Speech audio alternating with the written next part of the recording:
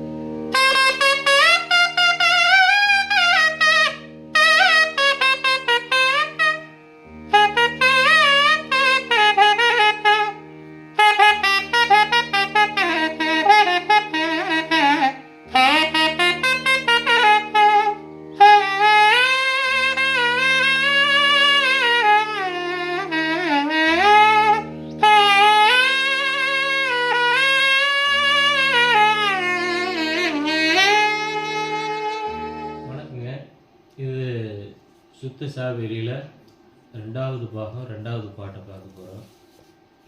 இந்த பாட்டு பார்த்திங்கன்னா ஒரு சுவாரஸ்யமாக இருக்கும். இந்த பாட்டு வந்து இந்த படத்தை வந்து இயக்கியது வந்து பாரதிராஜா சார். பாரதிராஜா சார் வந்து இளையராஜாட்ட சொல்கிறாரு, எப்போ இப்படி ஒரு படம் ஒன்று எடுக்கிறேன், அந்த படத்தில் இந்த கதை தான் கதை, அதுக்கு பாட்டு நீ போடுன்னு சொல்கிறாரு. அப்போ இளையராஜா சார் வந்துட்டு எந்த இடத்துக்கு என்னென்ன பாட்டு வேணும்னு கேட்குறாரு. அப்போ பாரதிராஜா சார் சொல்கிறாரு, காதலி வந்து ஒரு கிராமத்து பொண்ணு, காதல் வந்து ஒரு டவுன்லேருந்து வந்த பையன். அவங்க வந்து ஒரு கம்யூனிகேஷன் பண்ணுறாங்க. எப்படின்னா, அவங்க மலை கோயில் மேலே நின்று மணி அடிக்கிறான், அதை இந்த பொண்ணு தெரிஞ்சுக்கிறா. இந்த பொண்ணு கிளி ஒன்று வளர்த்துவா, அந்த கிளியை பறக்க விட்டு அந்த கிளியை பிடிக்க போகிற மாதிரி அந்த காதலன்ட்ட போகிறான். அந்த மாதிரி ஒரு சுச்சுவேஷன் அந்த பாட்டை அமைச்சு கொடுன்னு சொல்லி கேட்கும்போது, அப்போ இளையராஜா சார் இந்த பாட்டை கோவில் மணி ஓசை தன்னை கேட்டதாரோ அப்படின்னு இந்த பாட்டு சுத்த சாகரியில் அமைச்சிருக்காரு. இதுக்கு பாடல் எழுதினது பார்த்தீங்கன்னா கண்ணதாசன் ஐயா அவர்கள். அந்த பாட்டு வரிகள் அவ்வளோ அருமையாக இருக்குது. அந்த பாட்டு வரிகளை பாட்டாக கேட்டு பாருங்கள். இந்த வரிகள் அவ்வளவு அருமையாக இருக்கும். ஒரு கிராம பொண்ணு எளிமையாக பாடுற மாதிரியும் இருக்கும், ஒரு டவுன் பையன் ஒரு அந்த கவியோட பாடுற மாதிரியும் இருக்கும். அந்த பாட்டு ரொம்ப அருமையாக அந்த பாட்டை இசையமைச்சிருப்பாங்க. மலேசியா வாசுதேவனும் ஜானகியமாக அந்த பாடல் பாடியிருப்பாங்க. இது 1978 வந்த படம். இது பட்டி தொட்டியில் அப்போ இந்த கிழக்கே போகிற ரயில்னு சொல்லி இந்த படம் ரொம்ப பிரபலியமாக ஒன்று படமும் இந்த பாட்டுகளும் தான். அந்த பாட்டை இப்போ பார்க்கலாம்.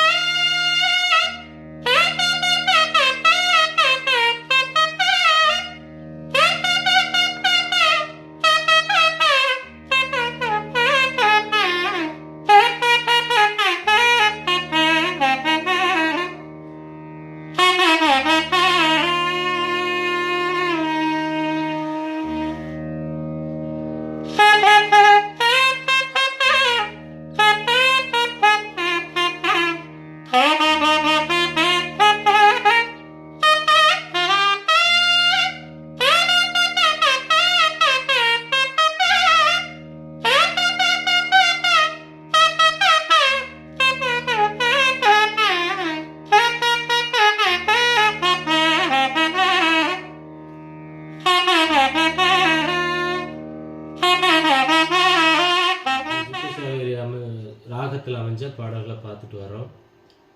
2வது பாகம் 3வது பாடல். 3வது பாடல் பார்த்தீங்கன்னா மலர்களில் ஆடும் இளமையே அப்படிங்கிற ஒரு பாடல். கல்யாண ராகம் திரைப்படத்துலேருந்து பார்க்க போகிறோம். இந்த பாடல் பார்த்தீங்கன்னா, இந்த படமே பார்த்தீங்கன்னா திரு கமலஹாசனும் திரு ரஜினிகாந்த் அவர்களும் இந்த படத்துக்கு முன்னாடி சேர்ந்து நடிச்சுட்டு வந்தாங்க. பயங்கரமாக ஹிட்டு கொடுத்துட்டு வந்தாங்க.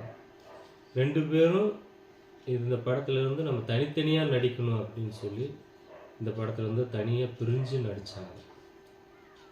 அந்த கமலஹாசன் இந்த படத்தில் கதாநாயகனாக நடிச்சிருக்கிறாங்க, ஸ்ரீதேவி நடிச்சிருக்கிறாங்க. இந்த பாட்டு பார்த்தீங்கன்னா சைலஜாம்மா பாடியிருக்கிறாங்க. சைலஜாம்மா யாருன்னு கேட்டிங்கன்னா நம்ம எஸ்பிபி ஐயாவுடைய தங்கச்சி. இந்த பாட்டு பார்த்தீங்கன்னா அப்போ ரொம்ப பிரபலியமாக இருந்த பாட்டு. இந்த பாட்டை இப்போ நம்ம பார்க்கலாம்.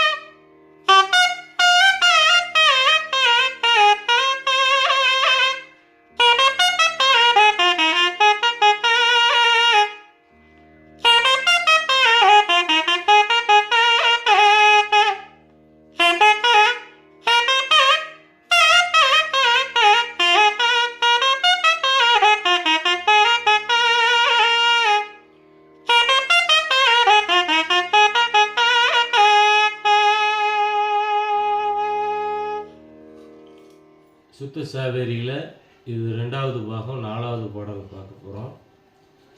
இது பார்த்தீங்கன்னா நட்புக்காக படத்திலிருந்து கருடா கருடா என் காதலை சொல்லிவிடுங்கிற பாட்டு. இது சரத்குமார் நடிச்சிருக்கிற படம்.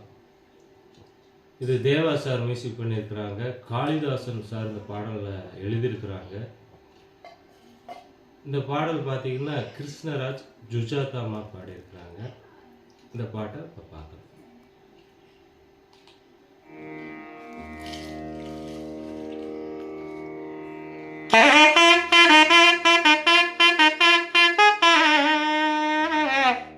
Ha